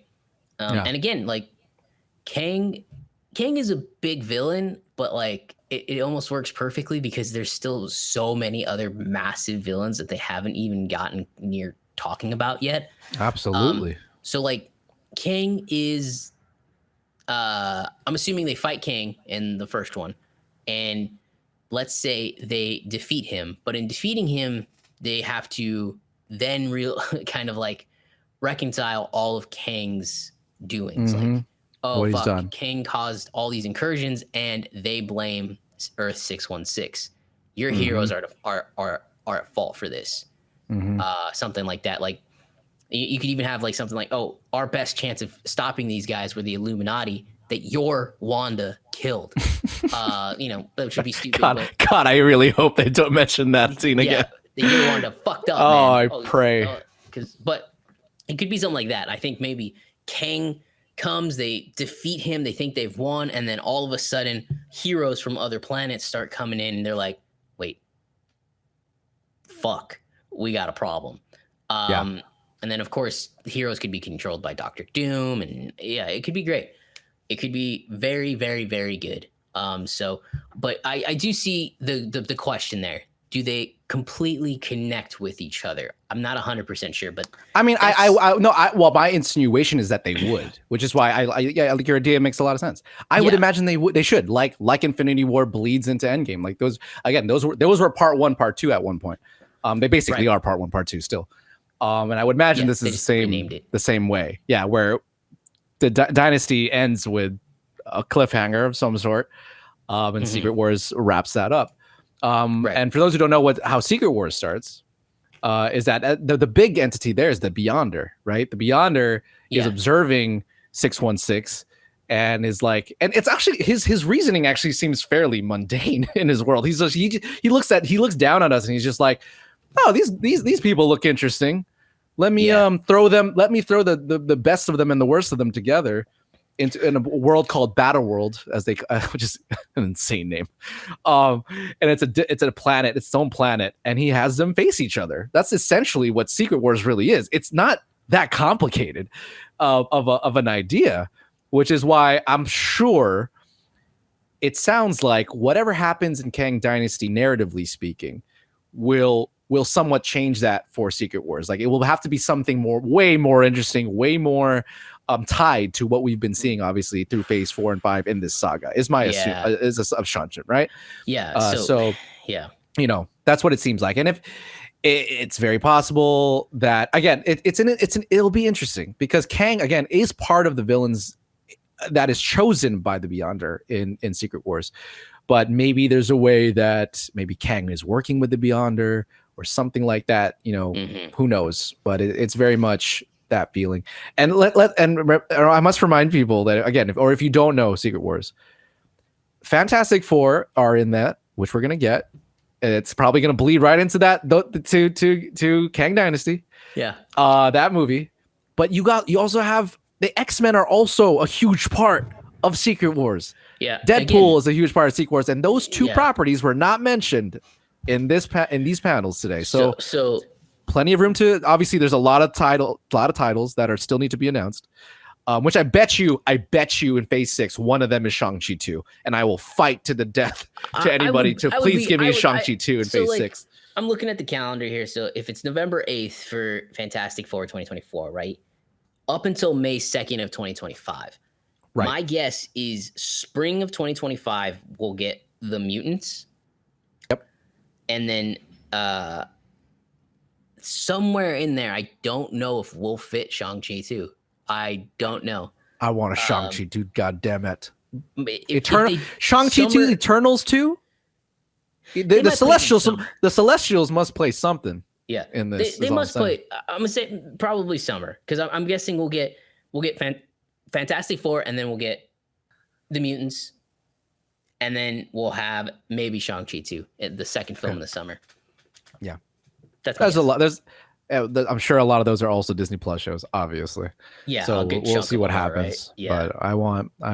But we have to get the X-Men. Like, you cannot make Secret Wars without the X-Men. In fact, according to this, Magneto plays a humongous role particularly in Secret Wars. So you got to give us them in some way. Interesting. Some other villains that are supposed to be in this are Absorbing Man, Doctor Doom, who I'm sure we're obviously going to get him Fantastic Four. Oh yeah. Enchantress, Kang, of course. Claw, who I have no clue. Is that who's Claw? Who the fuck is this? I don't know who that is. Lizard. C-L-A-U-E? Weird. K-L-A. Yeah. It's Ulysses Claw. Is that Ulysses Claw? That died in Black Panther. I think so. Oh, it is Ulysses. Okay. Cool. Well, he's not around anymore. Molecule Man, Titania, Ultron. Maybe we see Ultron again. Nah, I doubt it. Give it up. I doubt it too. Yeah. Volcana. What is this? Wrecking Crew? Anyways, and then Galactus is also a part. Although I do theorize we will not see Galactus in any big role. No. Maybe he teases the next phases. Yeah, I doubt it. This is all completely coming so fucking fast. If you're teasing what's next after this, I would be like, no. You're probably. I'm assuming he's going to treat this as the formula he has already, which the Endgame ends and that's it. There are no more if he teasers. adds Galactus, I'll be like, holy, really, man? Like, just save it. Like, yeah, just I think they will. I think they will. Yeah. For Phase 7, 8, and 9. Absolutely. That will probably more than likely be the next biggest bad. Is for the next. Yeah, has to be. There's really no other. I don't think there's anybody else left, to be honest. Right, I agree. Besides Galactus. So there you go. Anyways, okay.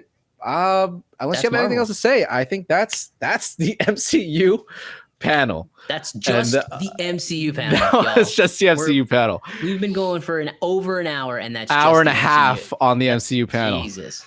And you might have to brace yourselves for this next one, because there is an astonishing, whopping 2 movies for the DC panel. Yo, can I for a really second? I think DC was feeling really great about themselves. They were after their panel. You know, they had The Rock. It was his first time at Comic-Con. Apparently, he was electrifying in the crowd. They released Black Adam footage. It looked pretty good, actually. We're about to talk about it, but yeah. Yeah, they also kicked off with Shazam 2. That trailer looked great as well. We'll talk more about it. Looks They're awesome. like, man, we fucking nailed this. And there was reports that, hey, people were saying, I'm hearing Marvel's going to tone it back on Comic-Con. They're not actually going to release that much. And, oh, man. Were they wrong? Released 2 trailers from the public, but, you know, the people there got 4 trailers. They got to see footage from Guardians. They got to see footage from Ant-Man and the Wasp. And they literally released the best, the best movie trailer, or the best superhero trailer I've seen in a long time. 10 years. I feel like that people are going to be like, oh, you're over exaggerating. No. That trailer was fucking spectacular. So I just feel so bad for DC. Because you know for a fact they cannot show anything from The Flash. They weren't going to bring that fucking grenade. They literally said nothing about the Flash. Yeah, Zero. No, we're not going to bring that grenade. They're probably re-editing Aquaman now to take out Amber Turd. So like you fucking like I just feel so bad for them, because like you had such a great showing with 2 things and electrified the crowd, and then Marvel comes and says, you know what? Fuck you. We're still kings. Marvel was like, man, my stomach hurts. I need to take a shit over you, DC. God damn it. You're right. You're absolutely right. Bad. Granted though, these trailers were good. They were good. Yeah.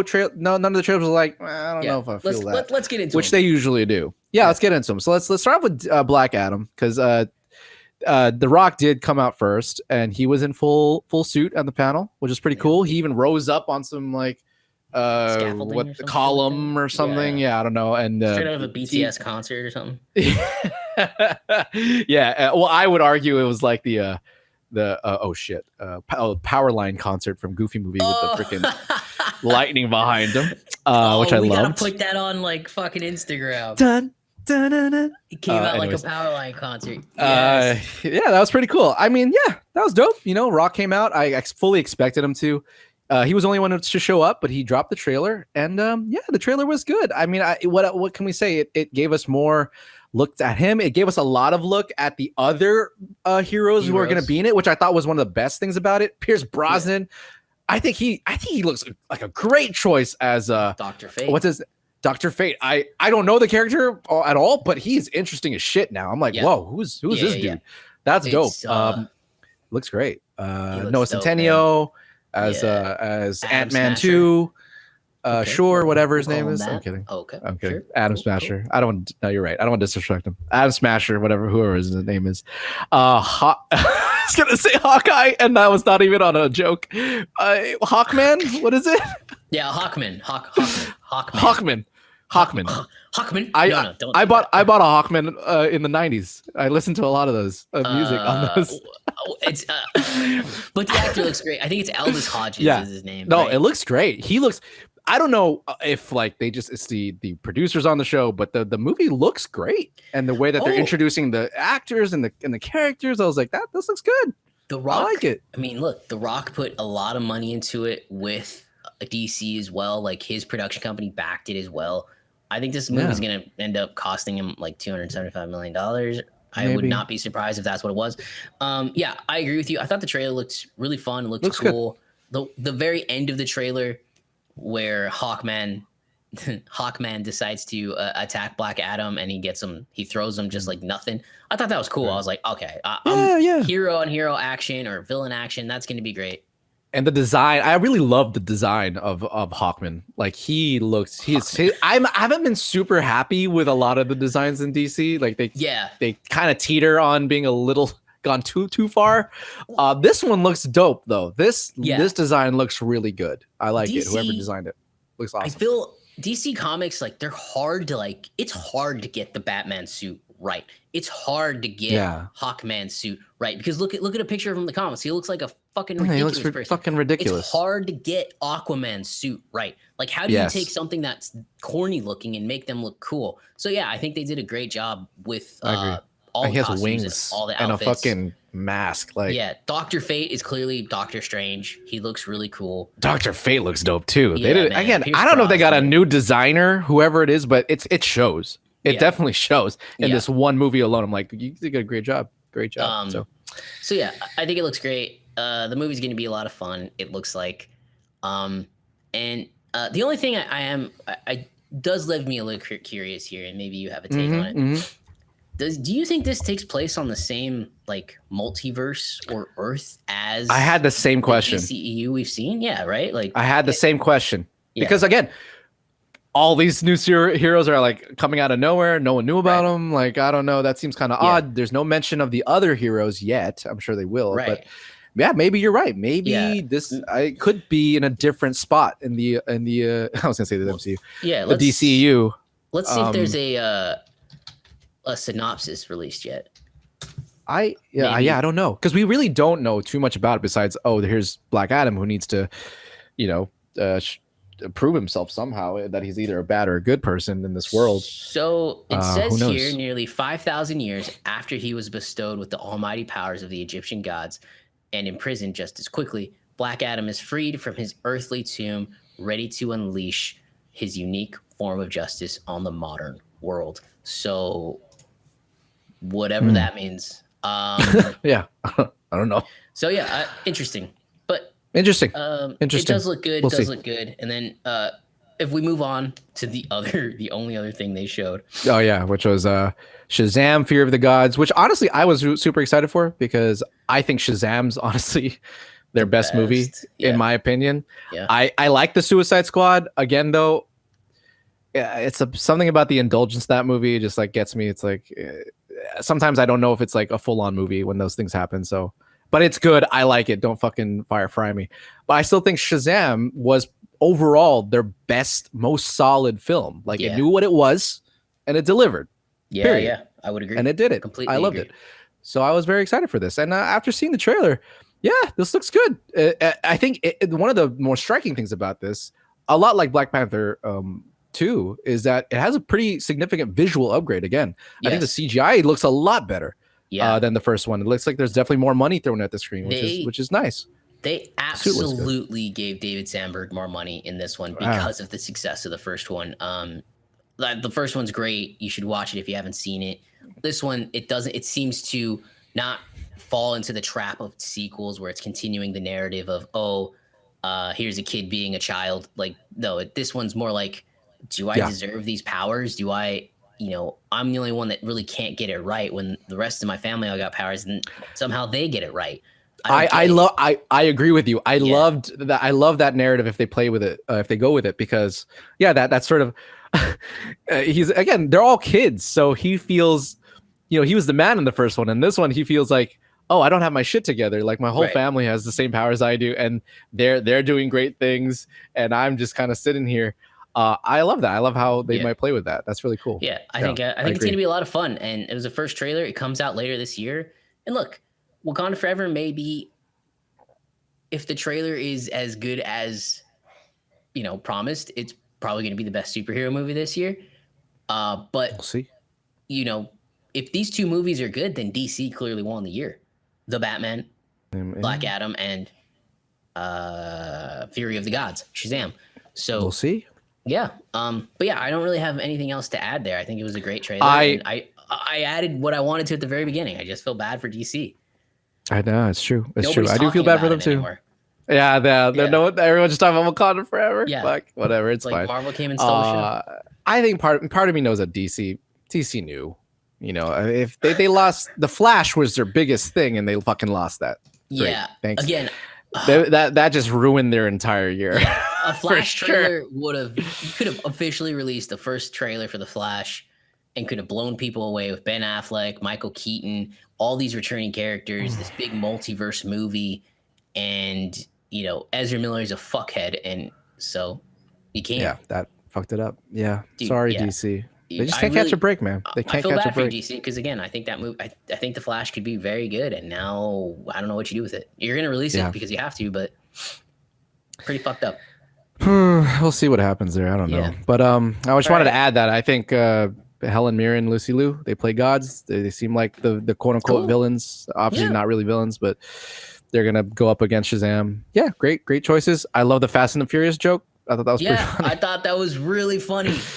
That actually kind of worked. Clever writing, dude. It worked out really well. Yeah, clever writing. Literally speaking to someone who's in Fast and the Furious, which is really funny. Minus the She-Hulk trailer, all the trailers we got were great.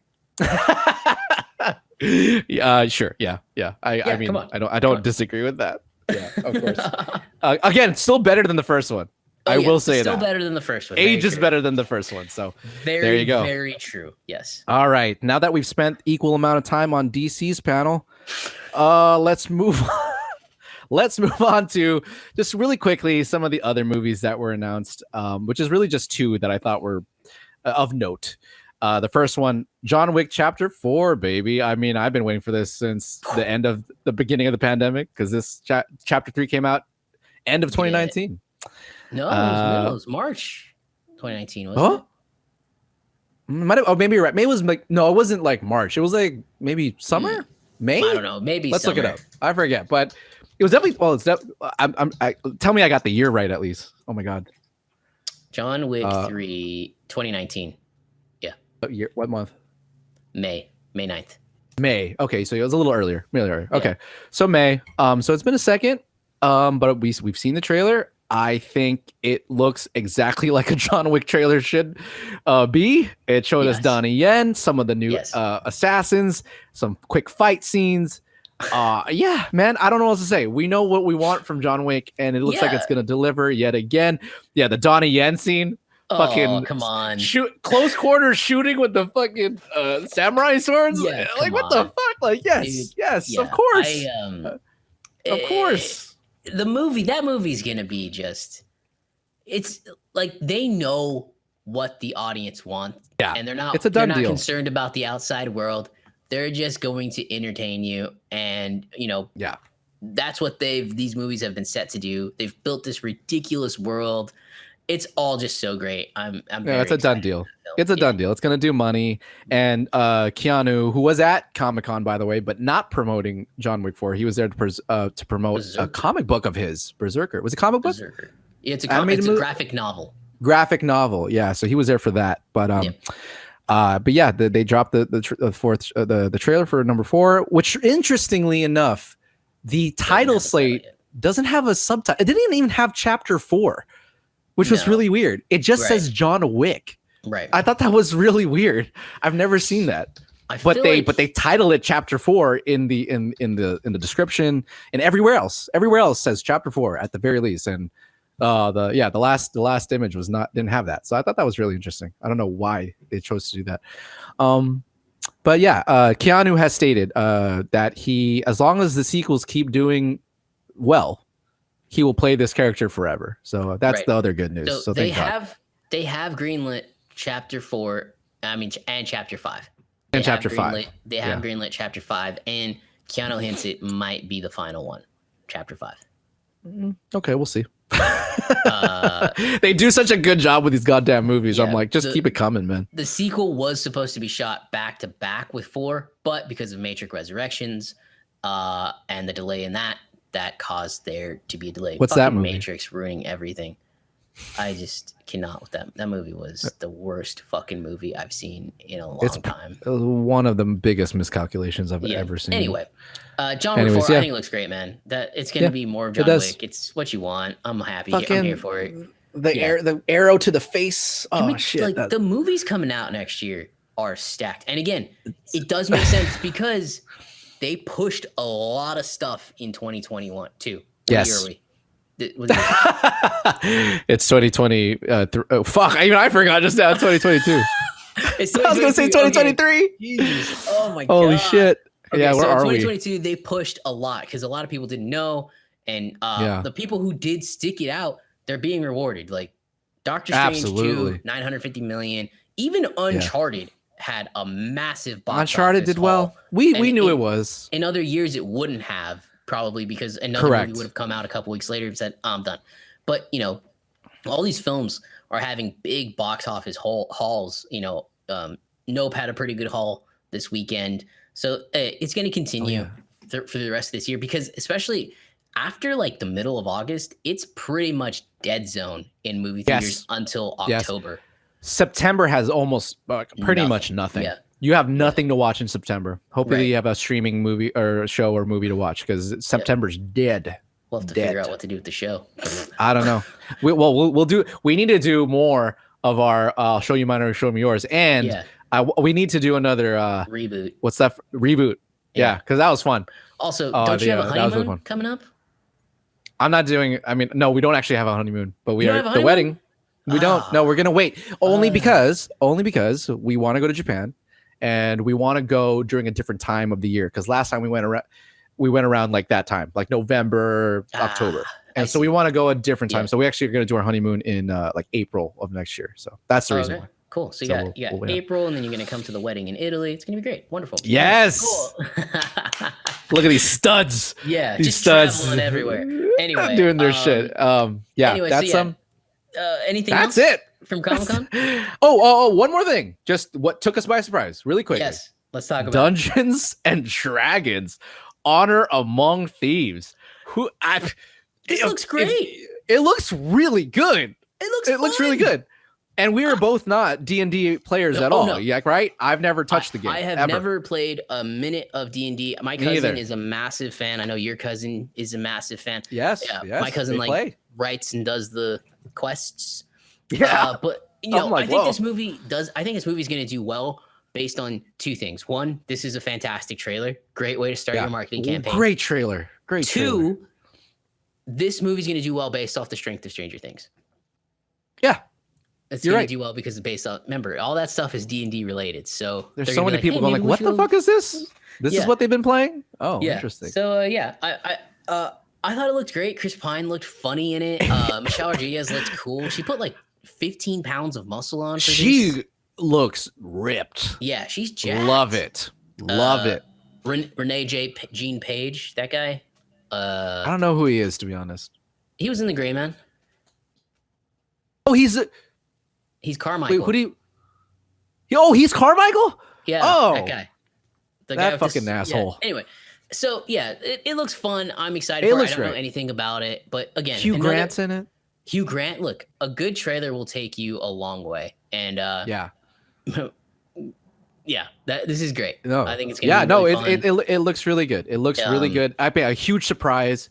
I just want to mention this if nobody knew, but. Did you know we already had a Dungeons and Dragons movie? I did in 2005. I had no fucking clue we had. Maybe it was. I was like, everyone was calling this a reboot. I'm like, reboot to what? And then lo and behold, I was like, oh, I looked up the first movie, which is 2000. Yeah, 2005. 2000. I thought it was 2005. It's a long ass time ago. Either way, we were teenagers when this came out. Yeah. Yeah, I didn't know that, and it had two direct-to-DVD sequels. But this is a reboot technically to that franchise. Yeah. So who knew? Who fucking knew? It stars freaking Scar. I watched the trailer. I was like, holy shit! I do remember this. I never watched it. I just do remember it, and it starred that dude from the Disney Channel. I don't remember that guy's name, but I was like, oh yeah, that's the guy in like that DCOM I watched one time. I'm pretty sure Marlon Wayans is in it. Marlon Wayans is in it. He plays like the funny relief guy. I was like, oh my god, this was like a thing. I totally forgot. A movie out of it. We should review this movie before starring. Oh god. All right, let's give it a shot because I've never seen it. Yeah, might as well. Let's just see. I think that'll be fun. I can already tell you this movie's gonna be way better than that movie. I know for a fact it's gonna be better. Honor Among Thieves, March 3rd. next year, not that long away. I mean, look, no, as we just said, John Wick 4 is next year. Honor Among Thieves is next year. Let's not forget Fast 10 is next year. Fast 10. Like, there's I'm a lot not excited of big for movies. that shit. Neither am I. But there's a lot of big movies. It's a big movie. It's a big movie. There's a lot of reason to be excited to go back to the theaters. Oh, yeah. They're seeing this year that, hey, wow, it's working. Theaters do have a future. Just put out quality shit, and people are gonna go watch it. And look, Dead Reckoning is next year. Oppenheimer is next year. Next year is stacked. Oppenheimer, first teaser played with Note. You did? Oh, you fucker! You got to see. I got to watch Nope at a screener. Oh, I missed it. Because it did the little, you'll have those candy commercials and then the commercial for the actual theater, right? And then bastard. And then it played, and I was like, "Hey, wait a minute! Wait, is this? Holy fuck! This is Oppenheimer, and it looks great." I'm so jealous. I might have to go see it just to watch that trailer. They'll put it on soon. They'll put. Oh yeah, definitely. Yeah. Well, anyways, they won't put it on soon. The first trailer for Tenet never dropped online. I forgot about that. You're right. They didn't do that. The deal this dude has with everybody. No, I love he Nolan. doesn't do that. That's fine. You're right. Yeah, you're right. I love Nolan. Right. I love it when he does that. So I might have to. Sneak into a theater just to watch the beginning of that this weekend. Exactly. Very cool. Very cool. Anyways, everybody, we've gone long enough on this. We knew we would. Yeah. This was Comic-Con 2022. Mostly the superhero panels, but hopefully we did a good job of covering that for you and giving our thoughts. And I hope you enjoyed Comic-Con. If you happen to go, hopefully you enjoyed it. And hopefully we go next year. I think we should try to go next year. What do you say? Yeah, I think we should. Let's try to do it. We should try to go. Try to get live coverage. Yeah. Get some sponsors up in this bitch. Yeah. Someone's got to. Yeah, there's. Someone's got to pay for us to do it. Jesus, that sounded like that was so random. Underneath the fucking. Does Ed have a troll chained underneath the thing or something? That's not good. It did sound like that. Yeah. It's like what went through my mind. I was like, way to make me sound like I have a freaking troll underneath my desk, or kidnapped a kid under my desk. Kidnapped a kid. There you go. Like, shh. Get your snack. Get your snack. Knock it off. Anyways, all right. That's it, guys. Thank you so much. We'll see you at the next episode of Pizza Time.